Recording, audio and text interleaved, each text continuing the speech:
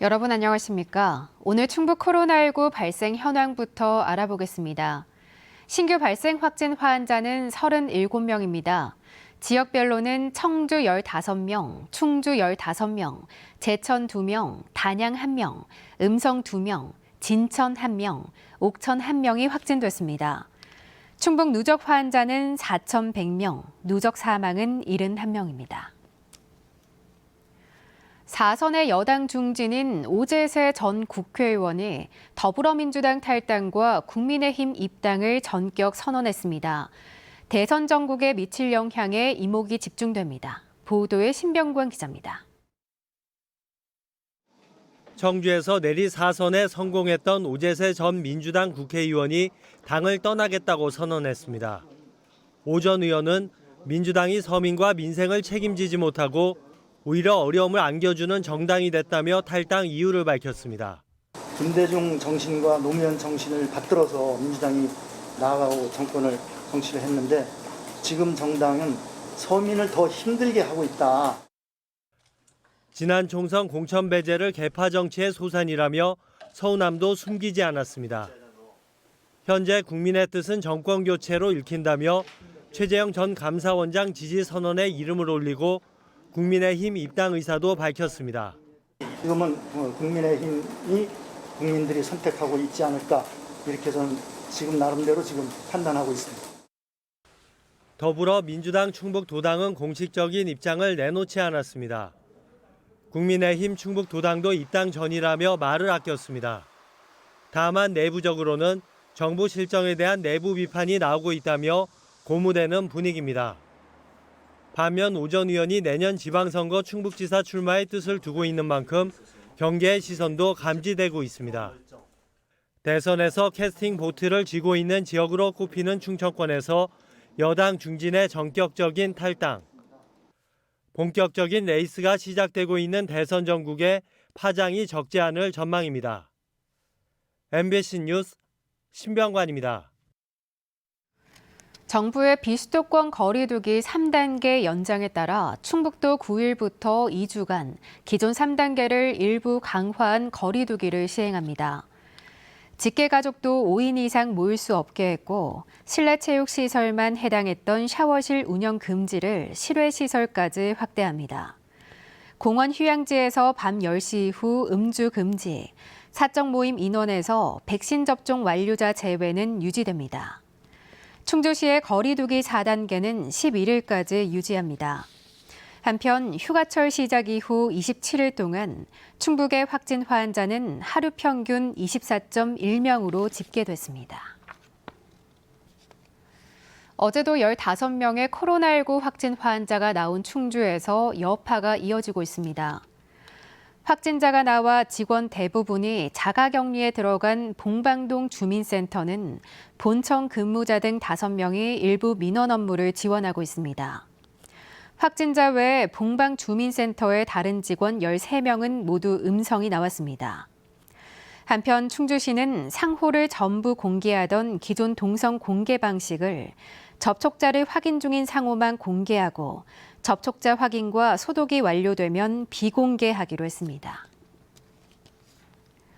수십 년간 임대해 농사를 지어온 논밭을 땅 주인이 공개 매각한다고 해 삶의 터전을 잃을 위기에 놓인 주민들이 있습니다. 땅 주인이 한국농어촌공사인데 이 논밭을 다른 사람보다 먼저 살 수 있게 해달라는 주민들 요청에 규정상 어렵다는 말만 돌아오고 있습니다. 김은초 기자가 보도합니다. 진천 초평저수지 인근의 한 농경지. 장병영 씨는 10년 넘게 고구마 감자를 키우던 밭에서 더는 농사를 지을 수 없게 됐습니다. 저수지를 관리하는 한국농어촌공사 소유의 땅 1,800여 제곱미터를 임차해 경작을 해온 건데 이 땅을 매각하겠다며 지난해 말 계약 종료를 통보받았기 때문입니다. 장 씨처럼 농어촌공사 땅을 빌려 농사를 짓다 매각 위기에 놓인 농민이 이 마을에만 20여 명.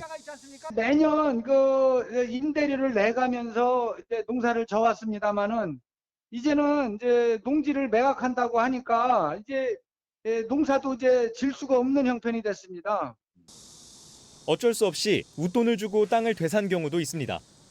윤은수 할아버지가 60여 년간 경작한 밭은 임대차 계약이 끝나고 지난달 공개 입찰에 붙여졌습니다. 한평생 일궈온 집 앞의 밭이 다른 사람에게 낙찰돼 상심이 크자 할아버지의 아들이 수천만 원을 더 주고 되사온 겁니다.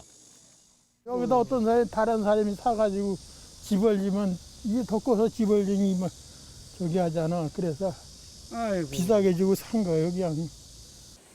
1943년 초평저 수지가 조성되면서 논밭이 농어촌공사에 수용된 이후 매년 임차료를 지불하고 농사를 지어온 농민들. 하지만 전국 누구나 참여할 수 있는 경쟁 입찰 방식으로 매각이 진행되면서 땅값이 몇 배씩 치솟아 주민들이 낙찰받는 건 사실상 불가능하게 됐습니다. 주민들은 수십 년간 경작해온 땅이니 우선 매입 권한을 달라고 요구하고 있습니다.